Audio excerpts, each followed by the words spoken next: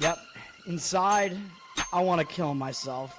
We are on an 0-7 run over the last 2 days. After tonight was just complete bullshit. So that's how I'm going to start off this show. Horrible Sunday, 1-5.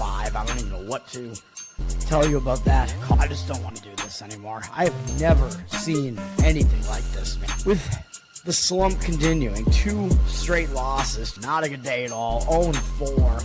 I just have not had a good season, man. What can this slump that I'm on? The slump continues. I've reached a new peak, actually. I'm gonna burn my Bruins hat, man. I don't know what is going on with the Bruins. March 8th, is that what it is? I don't even know. It's March 9th, I think. Who even knows, man? I don't know what day it is anymore. I don't even know what day it is anymore, man. Back with you after the worst day that I could possibly have. Back with you, as I always am. Until I die, at least. 0-2 yesterday, and yesterday did not go well for me. 0-5. The worst month that I've ever had in my 18 years doing this. I don't know what to even tell you about this anymore. Broke the slump yesterday as the slump discontinues. The slump continues. Somebody fucking kill me, please. I don't even know what I should do at this point other than potentially end it all.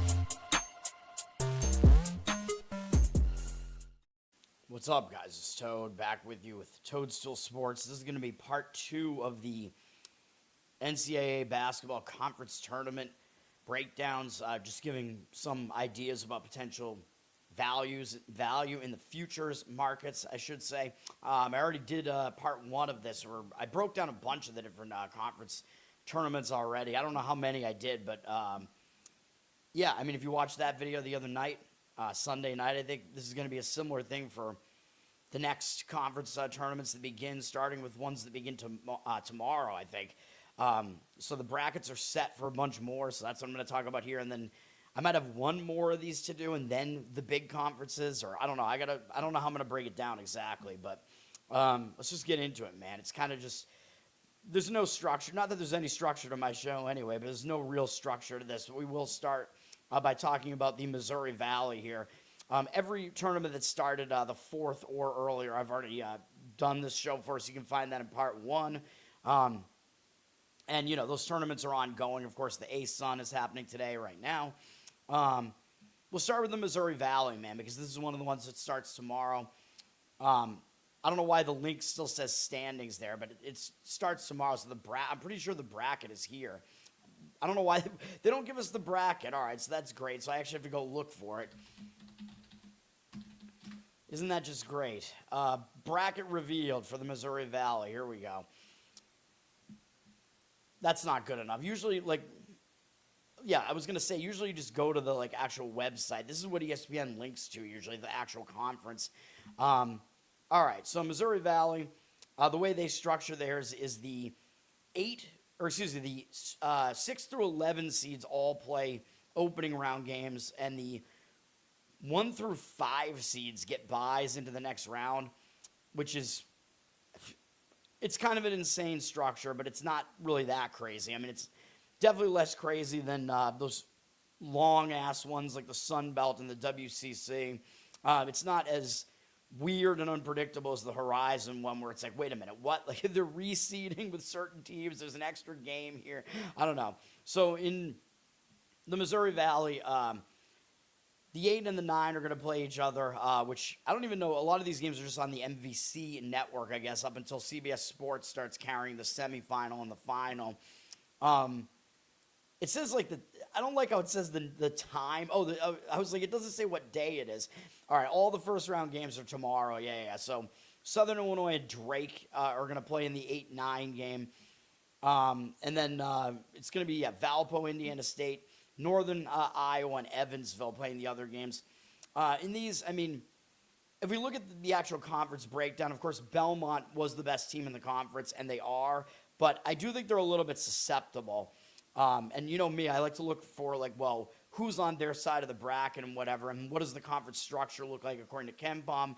Well, he has Belmont as the best team in the conference. They're very good on offense, but they're not the best defense. And there are some actual really good defenses in the conference that could potentially compete with them. Believe it or not, Northern Iowa is the second best team according to KenPom now in the standings. I've been saying they're dangerous. That's because they basically have an elite defense. They're 22nd in the country.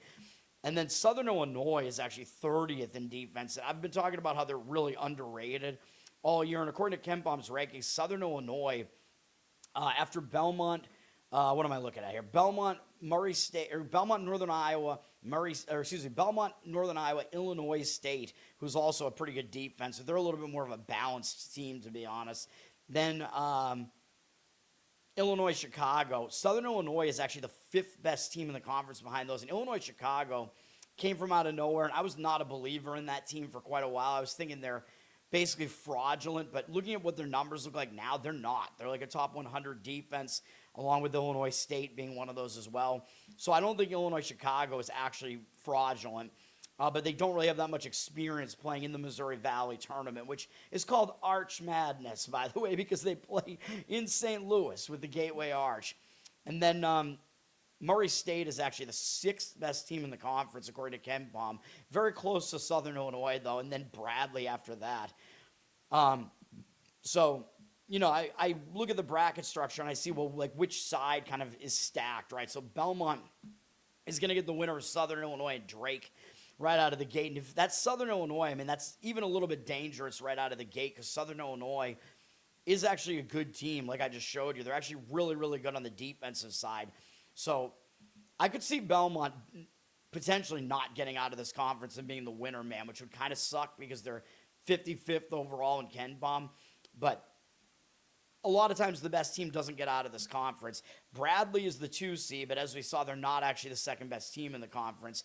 They're pretty balanced, though. Like, most of these teams really are more focused defense or offense. Like, Murray State's all offense. Belmont's basically all offense. Illinois State is still pretty primarily defense. Illinois, Chicago, defense.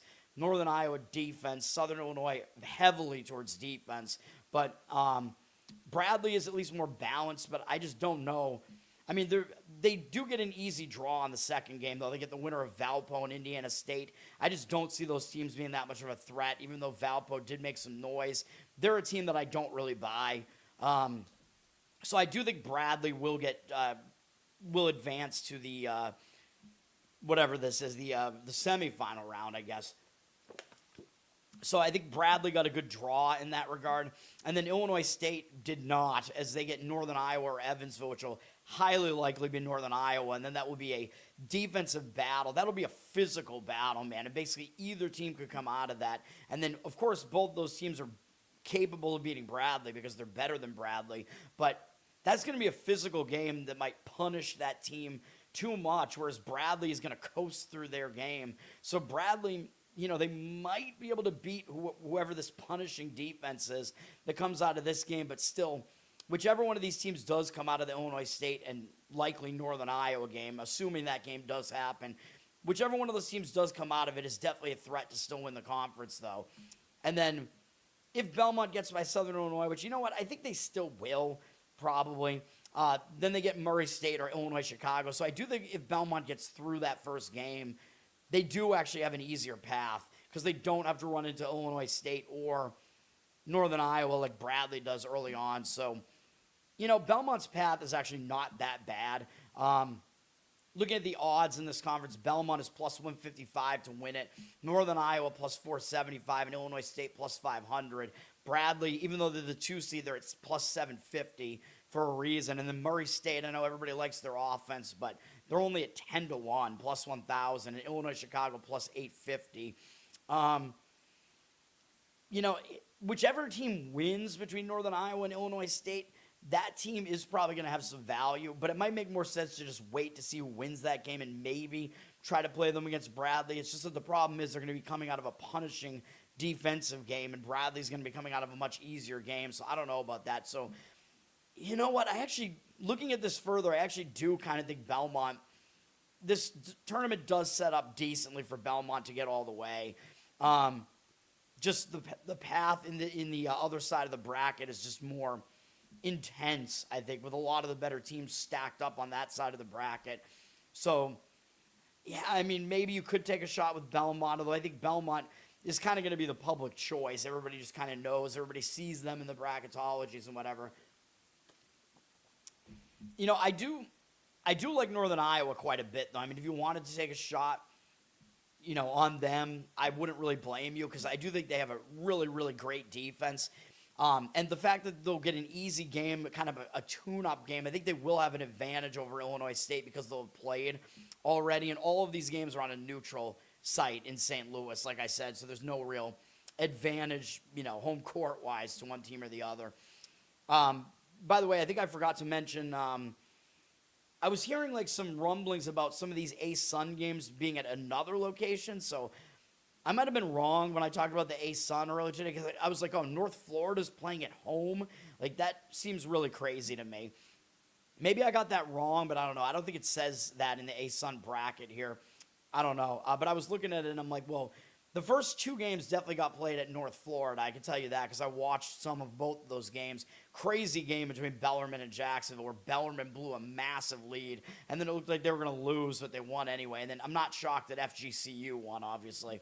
But I'm going to have to turn these games on and see, because these other games on the other side might actually be being hosted by Jacksonville or something and not North Florida. I don't even know, man. I don't know what they're doing. But, you know, Jacksonville did get to play in Jacksonville, but they still lost. Anyway, all right, let's keep going, man. We've done the Summit League already. We've done the Sun Belt already. SoCon is up next, all right. And unfortunately for ESPN, they have not updated these, so I have to go find all of them. Let's find it. All right. The SoCon bracket. Let's go. Yeah. Oh, and again, dude, wait. But I'm on their actual website. Like, wait, what? Show me the bracket, bro. Oh, my God. You know what? Maybe I should just go to Wikipedia.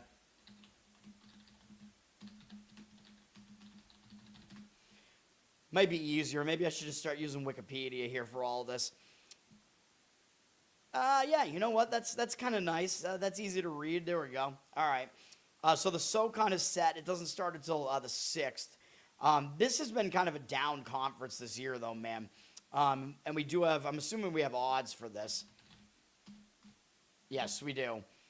So East Tennessee State kind of ran away with the conference as the 1 seed, but they're not like an insurmountable 1 seed. They're not really that great of a team. They're 141 in KenPom's rankings.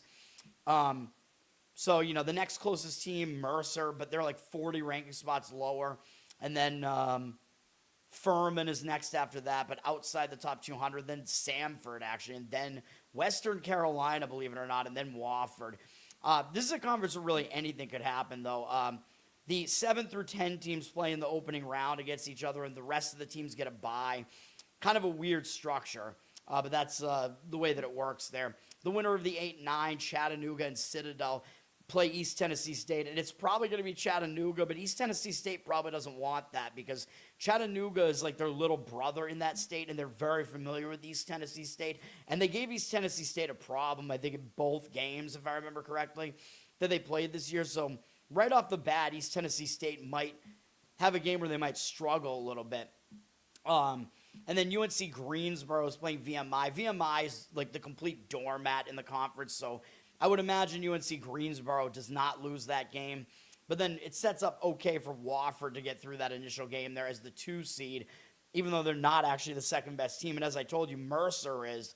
But Mercer basically gets involved in a toss-up game against Western Carolina right out of the gate. And then Samford is playing Furman in the 3-6 game. And I think that's another coin flip game. I mean, these games are just so hard to predict, man. Like, any team could come out of this, and I don't know if there's going to be that much value. I think probably Wofford actually has maybe some value because they just get an easy game in the first game. Even though I just don't think they're that good, though. But then they would have to get through either Samford or Furman. Let me see here. Yeah, and, you know, I mean, those teams are both better than Wofford, but Wofford could, I guess, take care of business there. This is a very, very tough bracket to predict. East Tennessee State's at plus 185 to win it. Furman has the second best odds to win it at plus 425. Interestingly, even though they're the 6th seed and they're playing against Samford, maybe there is some value in Furman there, but they would have to get through Samford. Well, I mean, getting through Samford and Wofford, I honestly, I don't think that's that easy. Mercer's at plus 475, Samford plus 500. That does kind of imply that Mercer will be a pretty big favorite against Western Carolina. Wofford's at plus 800, and Western Carolina plus 1,000. The rest of the teams, I think you can just kind of erase. But, I mean, the setup for East Tennessee State is honestly not that bad in this bracket. I mean, maybe you just take a shot with them, but I don't really see any team having like a great like side of the bracket or anything, because Mercer and Western Carolina are both not that bad either. What the odds makers are telling you, though, it's very interesting that the 6th seed has the second best odds with Furman there. So the odds makers are kind of like yelling at you, hey, there's like potentially some value with Furman. And they are the 3rd best team in the conference, according to KenPom, like I said, and the 2nd best defense. This has been a very bad defensive conference, with East Tennessee State and Furman really being the only capable defenses. So maybe Furman is worth a look.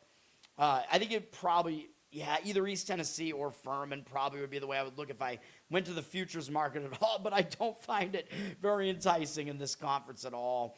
All right. We have the Coastal. Is this one set yet? Because I don't know, because it doesn't say there's a bracket yet. I think we do have one, though,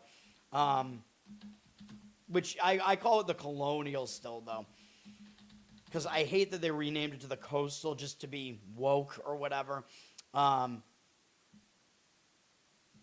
Oh, that's 2000. Wait, did I say 2000? No, I meant 2026. 2006. Wow, I'm old.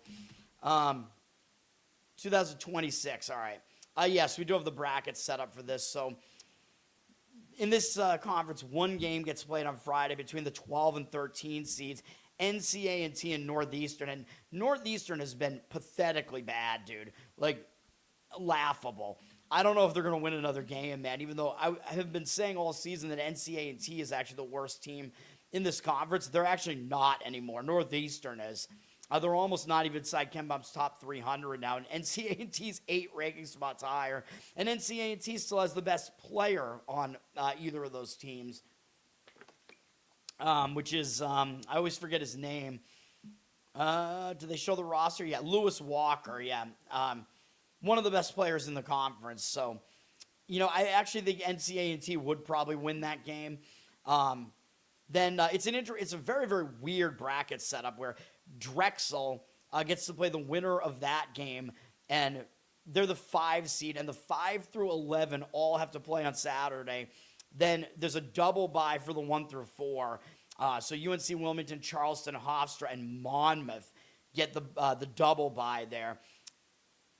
I think this does set up pretty nicely for UNC Wilmington, to be honest. They're going to get the winner of Stony Brook and Campbell. Those teams have been somewhat competitive in the conference tournament. And, I keep saying how teams that have a game under their belt do actually have a little bit of an edge coming into the next game because they've already played a game. But I don't know, man.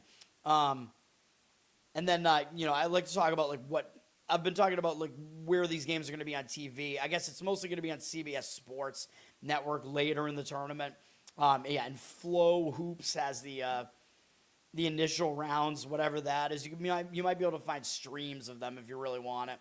Although I don't think I'm allowed to say that on here. And then I don't know where the game locations are going to be. That's what I'm trying to find here. Let me see here. Yeah, I don't even know if I can find it because I think it's a neutral site location. I wish I knew, dude. That was the one reason why I like to see like the bracket set up there. But anyway, looking at how the bracket does set up, Charleston and Hofstra look like they're kind of on a collision path, collision course, whatever you want to say, because the 3 best teams of this conference are pretty clearly Hofstra, Wilmington, and Charleston. Charleston a little bit better. Actually, William & Mary's better than Charleston now in the in KenPom's rankings, so I'm surprised by that because I've been saying Charleston is the 3rd best team. Really, I guess you could say it's Hofstra, UNC Wilmington, and then everybody else at this point. But Charleston and Hofstra, if they have to face off, and William & Mary, out of the 6th seed here being kind of dangerous here. Basically, this entire section of the bracket is just all, stacked pretty much with Charleston, Hofstra, and William & Mary all there. And UNC Wilmington gets to avoid every single one of those teams until the finals. So I do think UNC Wilmington probably is the way to look as far as this conference. They just have a way easier side of the bracket. And I don't think we can even see it here in the, let me see if just FanDuel has it. UNC Wilmington plus 175, Hofstra plus 220, Charleston plus 700, William & Mary tied with Monmouth at plus 1,000. I really don't see Monmouth being that much of a threat here. They're actually worse than Towson. Towson actually might have a little bit of value too, but they're on the side with Charleston as well. So UNC Wilmington, it's a really nice setup for them in this bracket, man. So I think they're probably where the future value lies, and instead of trying to pick who's going to get through that other side of the bracket. But UNC Wilmington, you get them at an underdog price. We'll see. But yeah, Hofstra is considered to be fairly significantly better than the rest of these teams. But they just always seem to just bow out in this conference tournament, man, and not do as well. So we will see. All right, then we have the MAAC conference.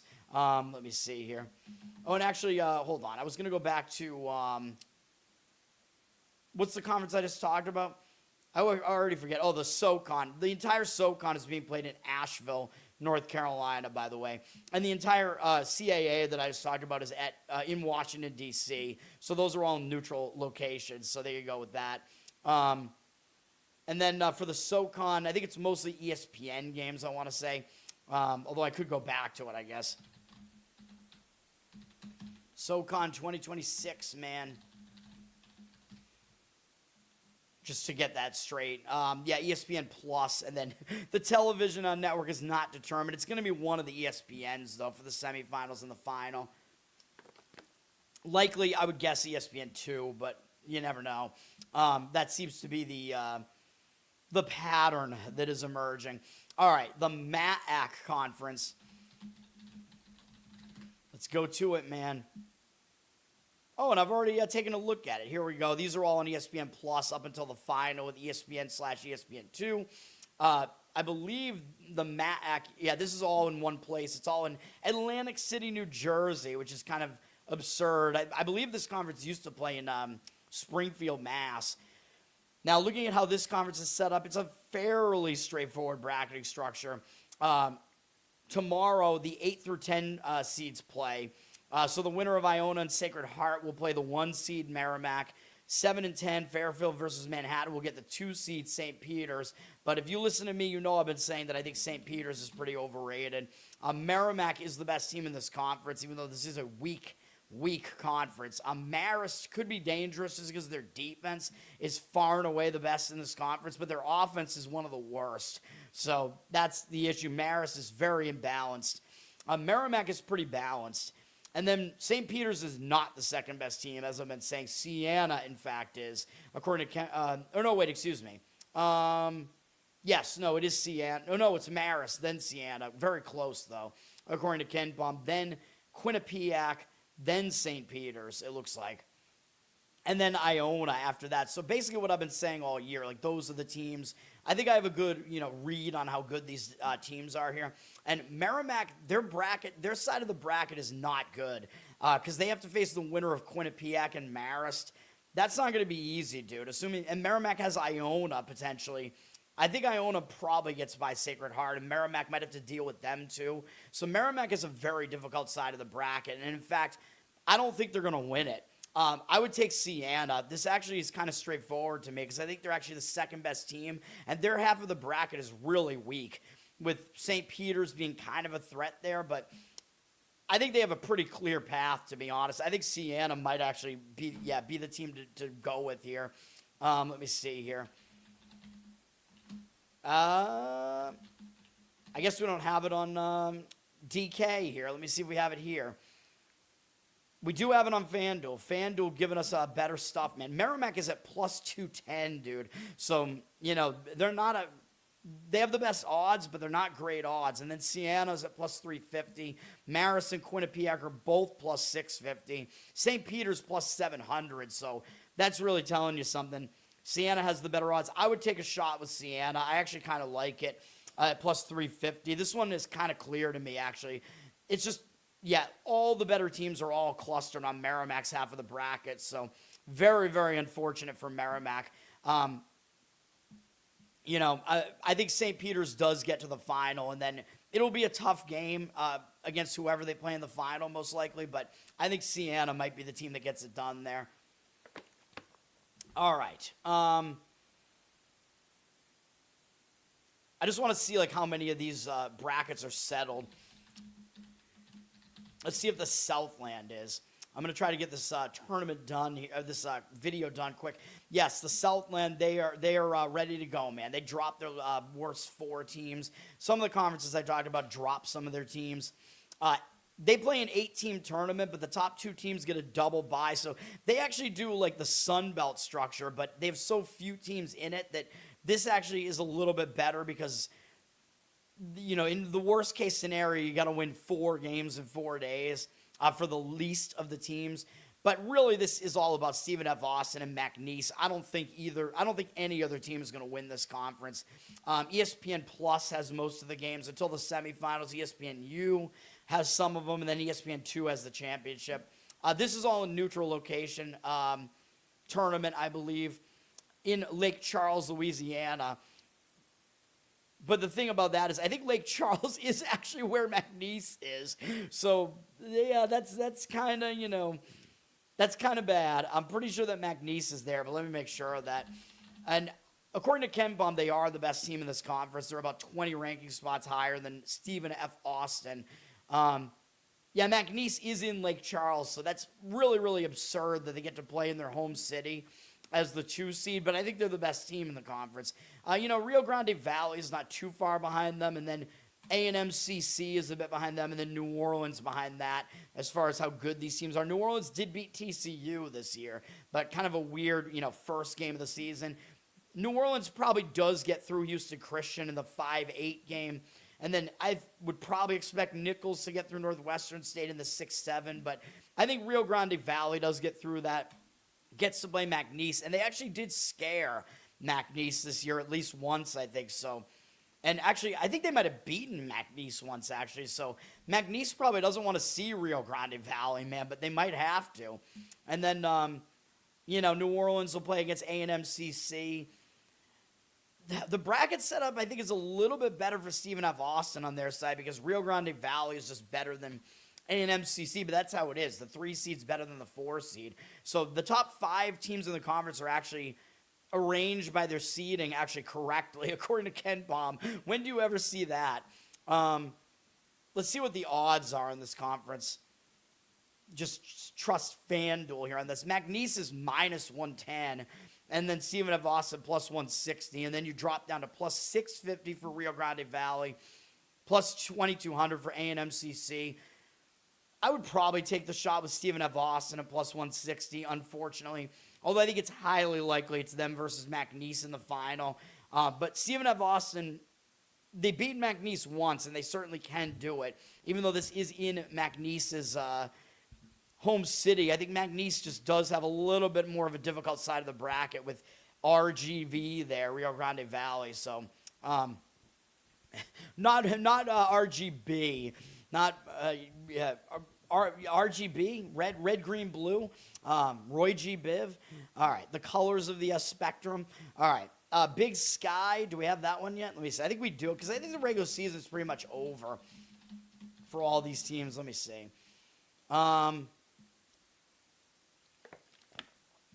Yes, the Big Sky is set as well, so they start on the 7th on Saturday with the 7 through 10 teams all play, and then they have a similar structure to some of these other tournaments that we've seen where the play-in teams play against the 1 and the 2 seeds, and then the 4, 5, 3, 6 all play each other, and then it gets normal. This tournament, ESPN Plus for the first couple rounds, ESPNU, ESPN2 for the semifinals and championship.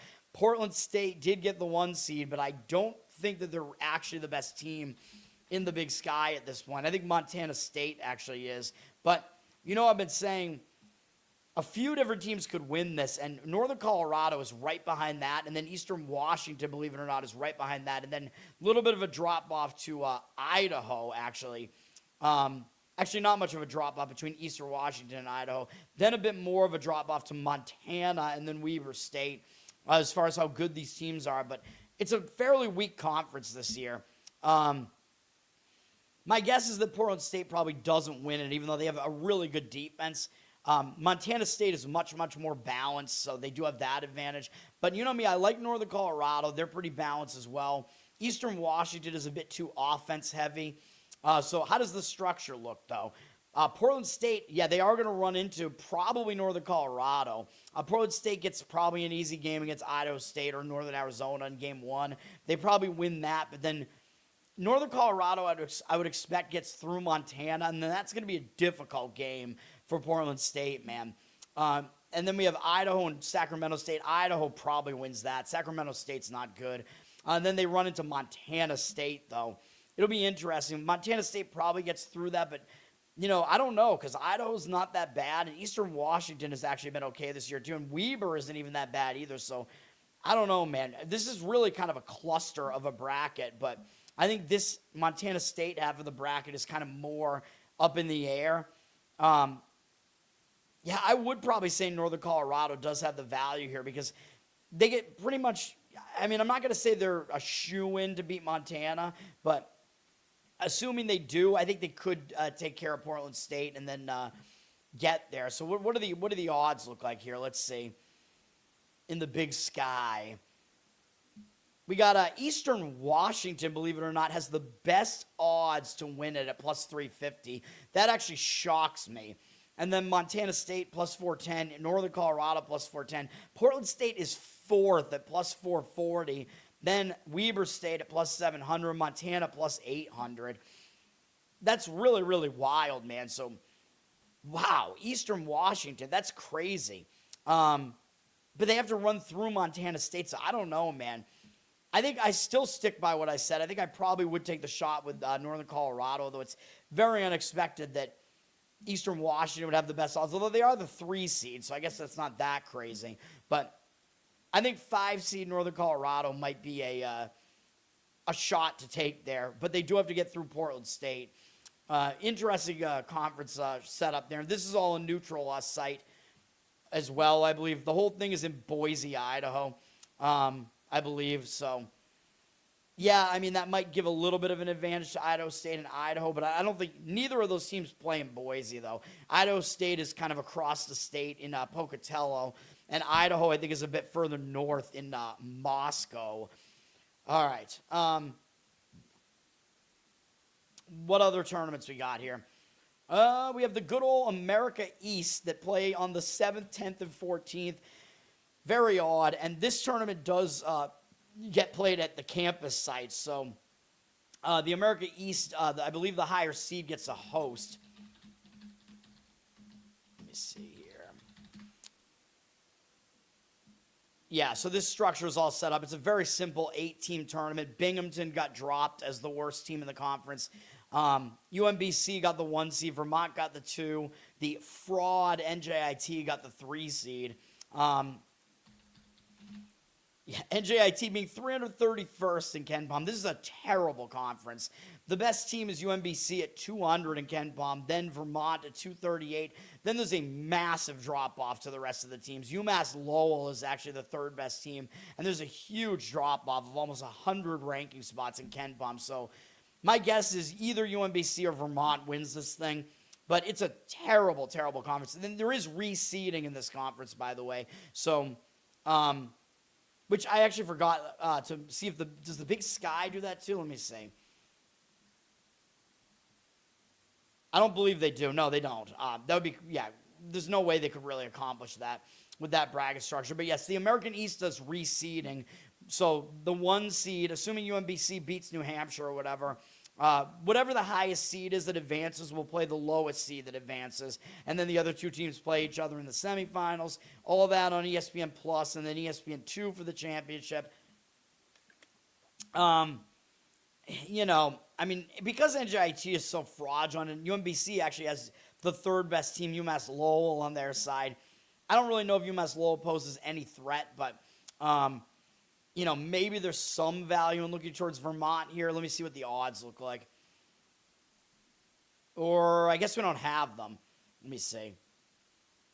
Yeah, I think the odds are not out for this conference, interestingly enough. So that kind of defeats the purpose of this. We don't have the odds for the Ivy League either yet.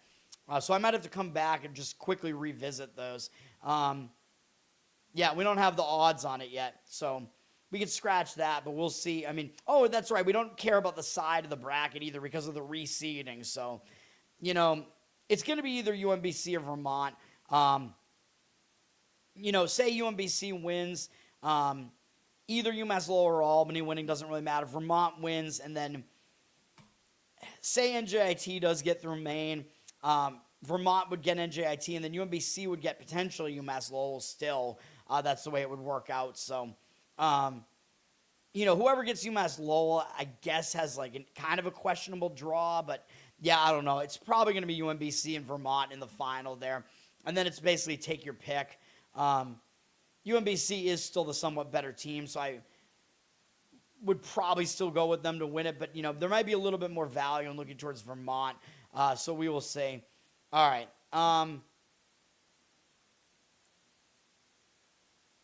Yeah, and of course, we don't know who's playing in, the Mountain West, the Big 12. Anything that starts post, March 7th, I think I'm going to skip for now, so let me see. I'm going to look real quick to see what else we have. I'm going to do that in the next of this series here. So that might be it for this video here, man. So I'll probably come back, I guess on the 10th or whatever and talk about anything that's starting after. Let me see. Do we have any March 8th? Oh, I talked about that too. The Southland starts on the 8th. Oh, the SWAC starts on the 9th. Maybe I'll do that one, and then I'll get out of here if we have the bracket already set. I don't know if we do. The SWAC is awful, though. And then March 10th, we have CUSA. A couple of the huge conferences start then, so I think I'll wait on those because we don't even have the bracket structure for those yet. So let me see if we do have the SWAC, though. Southwest, yeah, that one. Let me see. Oh, wait, I don't want to get rid of KenPom here. I can't type either. We do not have the SWAC bracket yet. We don't have the SWAC-it yet. Although Mississippi Valley State has already wrapped up the last seed, and Bethune-Cookman has already wrapped up the 1 seed. But all right, so I got to wait on that. That's going to do it for now, man. All right. Yeah, I'll do this again probably, a few days from now. Well, I guess the day before the SWAC one starts, I guess we'll come back and start breaking down some of these other ones. That's going to do it for now. Hopefully this was informative. Learn to Toad on Twitter. You can subscribe there. Learn to Toad on Instagram. Like, subscribe. Give me replies on this channel here. Listen on audio, review on audio, Apple, Spotify. Listen like, subscribe. I covered in Uke as well, my Uke channel on YouTube. You can check that out as well. Patreon.com/LearnToToad. You can help me out there. And Losercast, the comedy podcast, and I'm on every Tuesday. That's going to do it. Peace for now, guys.